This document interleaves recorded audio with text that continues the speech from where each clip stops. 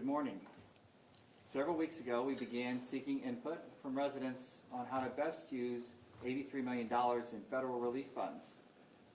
In essence, we wanted to know, how can these funds help you and your family?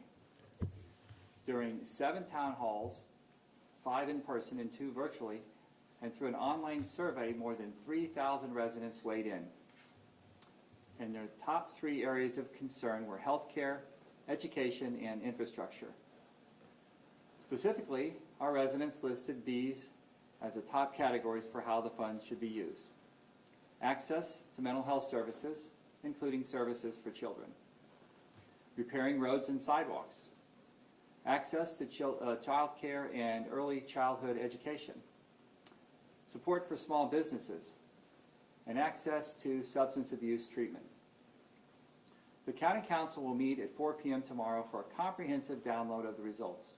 And that presentation will be made by Deloitte, the firm we hired to help create the Community Needs Survey and compile a report of the results.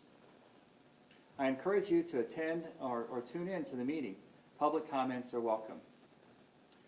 Council members have brought forward about $160 million in proposals for these federal funds from the American Rescue Plan Act, better known as ARPA.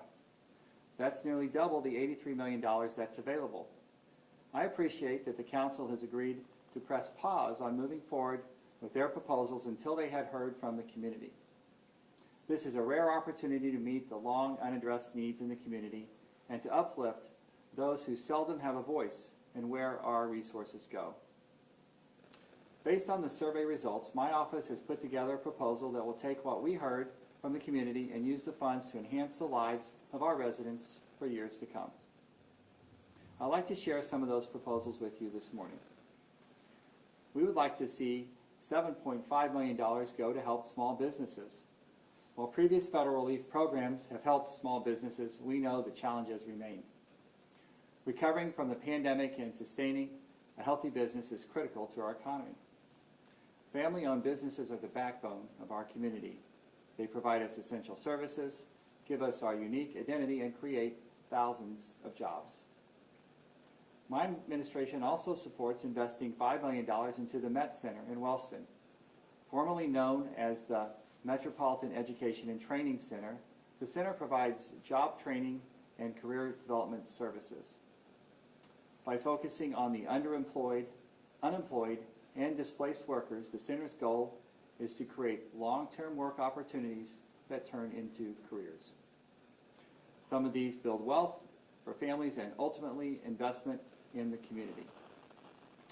Workforce development programs build a stronger economy with a larger, more qualified workforce. Expanding these opportunities is vital to growing our region. If there is one thing that everyone agrees on, it's they like to drive on roads that are free of potholes, ruts, and neglect. Deterioration over the years has made many roads hard to navigate and unsafe. And that's why my administration would like to see $15 million of the ARPA funds go into repairing and maintaining subdivision roads that are excluded from other federal funding. Large portions of our county, including District 6 in the south and District 4 in the north, are unincorporated, meaning they're not served by a municipality. So some of the ARPA funds the county has received should go into our neighborhood roads to keep our families safe and our home values strong. ARPA projects being considered that could be leveraged with the support from the county are currently being debated in Jefferson City by our state legislature. There are 2 that we see as priorities. One of them is the demolition of Jamestown Mall to make the property more appealing for developers and to step up and bring a vibrant addition to North County. My office is committed to this project, as is Councilwoman Shalonda Webb. The second project is the creation of a business and workforce district on the south campus of the University of Missouri St. Louis. This proposed project, built over 35 acres, would include workforce, business, and research incubators and a mixed-use commercial and residential space. That could include apartments, condominiums, restaurants, health services, a grocery store, and office spaces. This project being championed by State Senator Brian Williams is one that will provide economic opportunity for African American residents and business owners that would not only transform the North County University, but the trajectory of so many of our families. For Jamestown Mall, the county's part would be about $5 million. For UMSL, we are looking at a minimum of $10 million. My administration would also like to see $10 million committed to assist nonprofits. This could help provide more child care opportunities, increase access to food choices, and expand healthcare services, including mental health services and substance abuse programs. During the pandemic, we saw the challenges many of our students and parents had with virtual learning. And those challenges continue as many students lack access to the internet or a computer.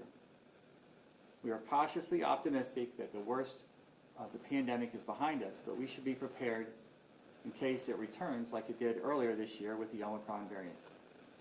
Setting aside $10 million in a rainy day fund is a fiscally responsible thing to do. If emergency spending becomes necessary, we would be prepared. ARPA funds do not have to be obligated until December 31, 2024. And we have until the end of 2026 to spend all of these federal funds. So there's no need to go through all the funds now when we may need some of these dollars over the next few years. We are grateful for these funds for sure, and with them comes the responsibility to use this federal relief in a way that generates a healthier economy, a promising future for more of our families, and a St. Louis County that can tout growth, opportunity, and commitment to improving access to basic needs such as health care, education, and infrastructure. The County Council, with the voices of our residents in hand, must now set the priorities, knowing that not everything currently on the table will stay on the table. My administration will work with the council members to try to help them through these very difficult decisions. Thanks to everyone who participated in the town halls and filled out the surveys. We hear you, and we appreciate your commitment to making St. Louis County a better place for everyone. Thank you, and I would be glad to take any questions.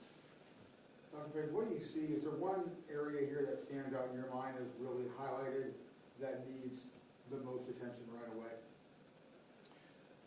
Well, we have a long list of needs in St. Louis County, and not nearly enough resources to address them all. And I think that's really the theme here today, is that we have a lot of needs and not enough money to take care of all of them. But we do have some federal funds, and I think we should hear what our residents have to say. Access to health care services is a historical role of local government, of county government. We're one of the few, we're the only county in the state that provides direct care for uninsured and underinsured. Infrastructure is important for our subdivision streets because that won't be part of the federal infrastructure plan. That's more for arterial roads. And we have to recognize that some of our unincorporated areas need help.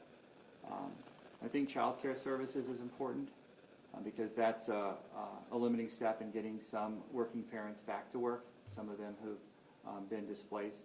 But there's a whole list of worthwhile projects that have been identified by residents in the surveys, and the council is going to have some very difficult decisions working all through all of these very worthy projects with, again, limited funds. And that's what government does. We have to make some tough decisions with the priorities that we set with a limited amount of funds.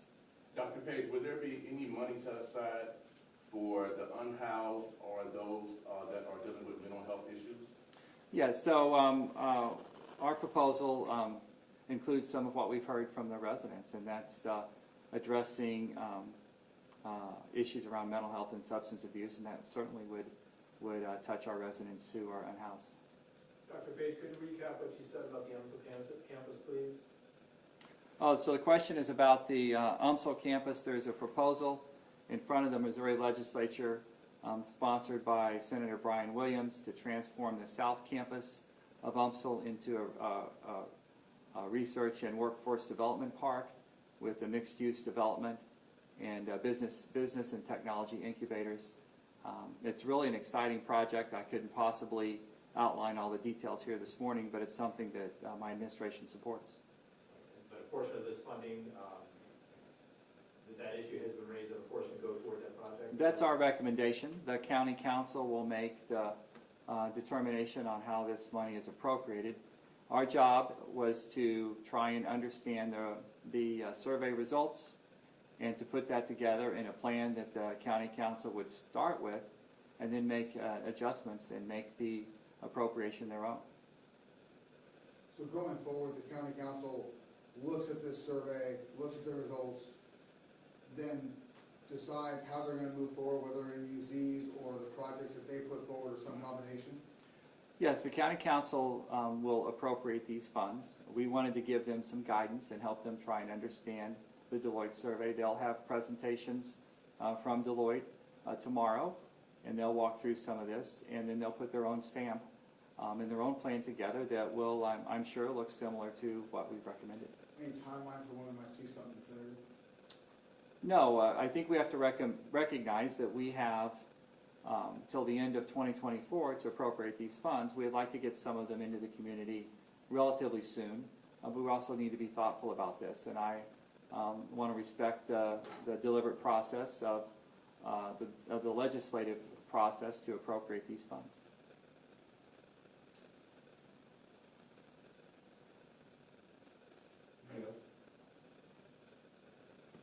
Okay, thank you.